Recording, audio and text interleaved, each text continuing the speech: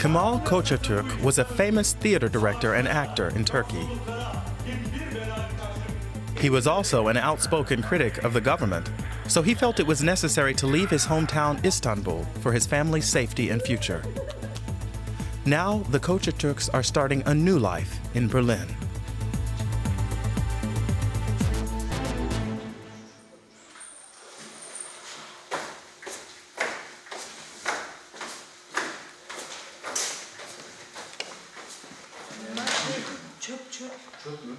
Kemal Kocatürk and his wife Ayça, who's a pianist, are getting ready to leave their home in Istanbul. They're going to begin a new life in Germany with their daughters Damla and Yasmin. There's still some space in your rucksack. Good. Maybe that will fit in. This suitcase is going to burst. No, it won't burst.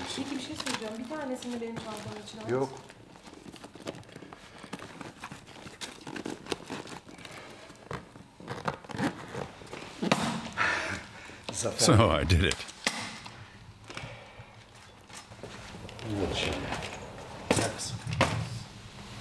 Whose is this? I don't know. I found it among the books. What are we going to do with this amulet? Shouldn't we take it with us to hang in our new flat? The children made this. But we can't take everything. It's sad. It's very sad. But that's life.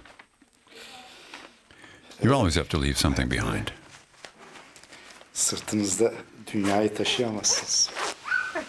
In this case, that's a big house with a garden on the outskirts of Istanbul, not far from the Black Sea.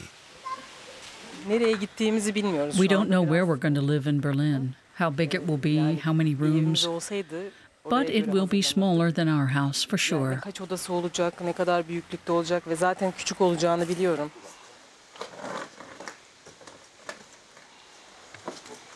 Kemal Kocatürk made the decision to move to Berlin when he was performing there as a guest. The German consulate in Istanbul granted him and his wife a 6-month artist visa, which will allow them to look for work. But it was hard for them to actually take the plunge and leave. Ayça had a good job at the music conservatory that she was reluctant to give up. But the situation was becoming increasingly dangerous for Kemal after being accused of taking part in the failed coup against Erdogan last year. I was really worried about him. So many people are being arrested in the night and locked up. I couldn't stop thinking about it. Kemal is not going to take this folder with him. It documents 35 years of theater history and reminds him of how the art and culture scene has disintegrated. There is no more space for artists like him who have a critical stance against President Erdogan's AKP government. They all have the say now. Art and culture have always been the stepchildren of the political world. But this government would like to get rid of them altogether. What remains is a pseudo-culture. When I was kicked out of the City Theater Ensemble, there was a hashtag, Solidarity with Kemal Kocatürk. But I knew that I would be alone in the end. We're ending this chapter and starting a new one. The Kocatürk's neighbors have come to say goodbye. This is becoming a common scene in a country where so many are leaving. They should go and check out life in exile. We'll visit them and see how they're doing. If we're still alive. Don't worry. It might not be easy at first, but it'll be fine in the end for sure. And then it's time to say goodbye. Goodbye to their house. Goodbye to their friends. Goodbye to their whole life.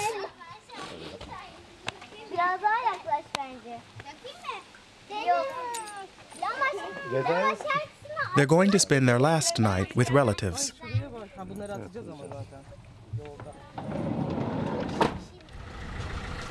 They throw water after them. It's supposed to bring good luck. One last drive along the Bosphorus. Kemal grew up in Istanbul and has never lived anywhere else.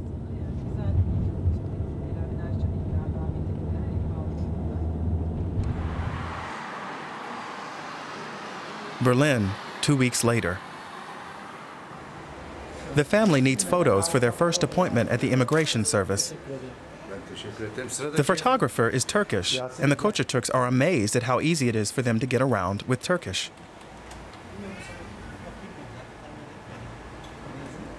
But they also know that Erdogan has many supporters in Germany, so they don't mention their reasons for leaving.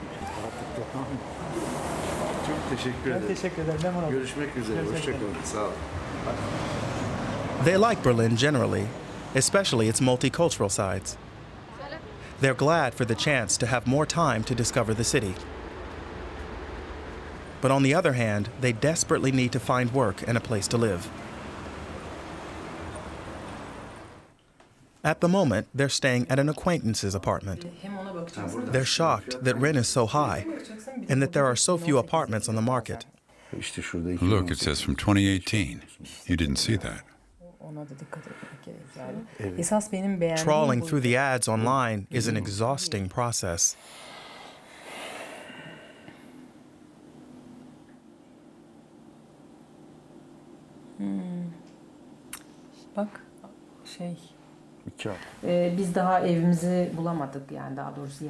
It's a problem that we haven't found an apartment.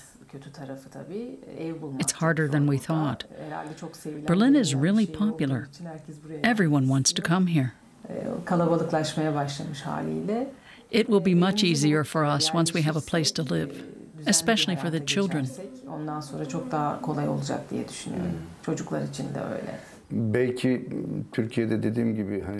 I said before I left that our options would be limited in Germany. I won't be able to earn money so easily here with my Turkish plays, but at least I can try. At least the girls are somewhat sorted. They're going to a German-Turkish school, which will make it easier for them at the start. This cone is traditionally given to children in Germany on their first day of school. It's filled with chocolate and other treats. Her daughter, at 6.5, thinks she's a little too old for that.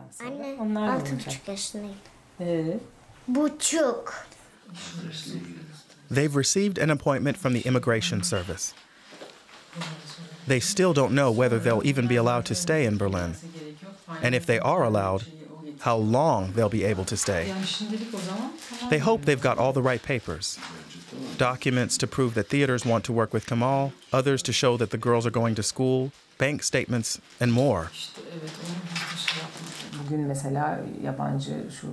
I'm a bit worried about the appointment. We can't speak German yet, so of course I don't feel comfortable in these kinds of situations.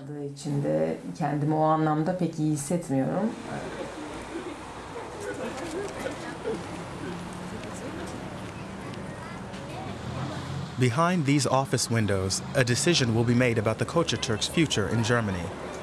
They hope to get a residency permit for at least 2 years. If not, their dream of making a life for themselves in Berlin will be very short-lived.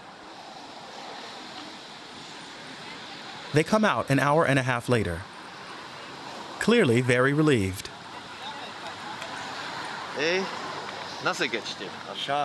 It went very well. We got 2 years.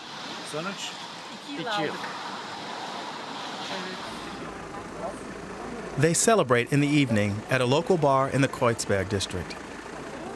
It's the Kocatürk's first visit to a regular meeting that takes place every week for Turkish exiles.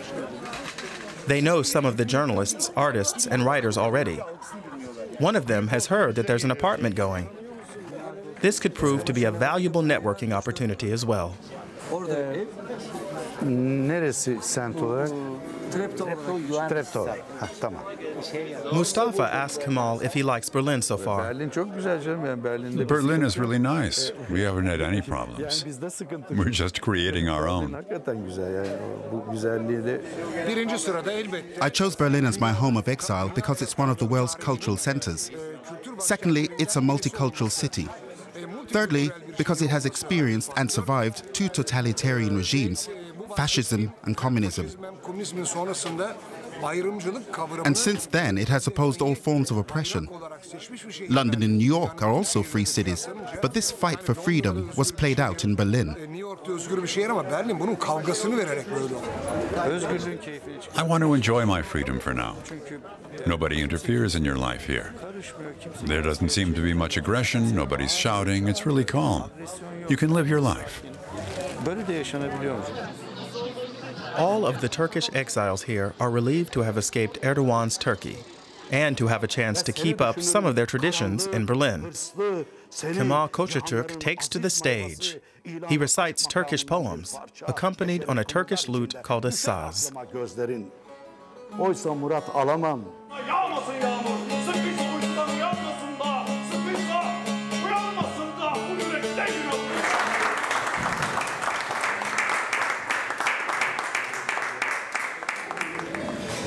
The Kocatürks are now part of a large Turkish exile community in Berlin, so they'll have help and support in difficult times. Everyone here is linked by fears for their home and concern about those left behind.